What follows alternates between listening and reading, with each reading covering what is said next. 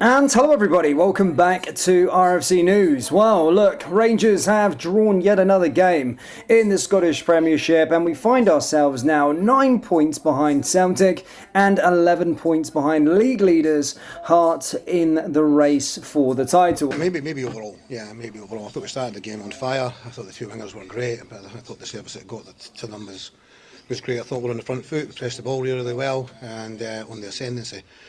We kept it going for about half an hour. Unfortunately, we didn't have anything to show for it with regards to goals, a lot of effort, a lot of commitment, some really good play. You guys?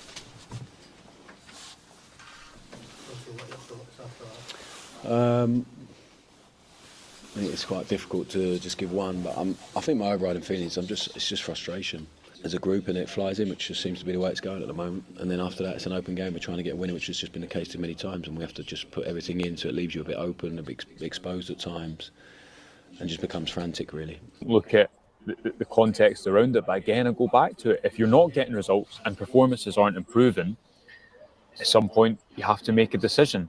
And while you can understand what Martin's trying to say there, he's effectively trying to say that coach that developed that over time.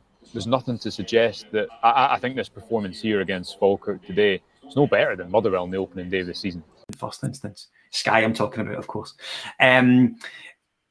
We can't swing by the players, Dougie, in this as much as anything else. And I remember speaking to BBC Scotland months and months ago. Michael Beale's in charge, actually. And I had a great conversation with Stuart Kettlewell, who was in charge at Motherwell at the time. It was shortly before he left, and things were getting a little bit noisy for him. And I remember saying to him, a manager's responsibility effectively goes as far as the white line. And when the players cross the white line, hands up. Do you know what I mean? You need to hope that they take on board what you've worked on during the week. They are good enough to execute what you're trying to do.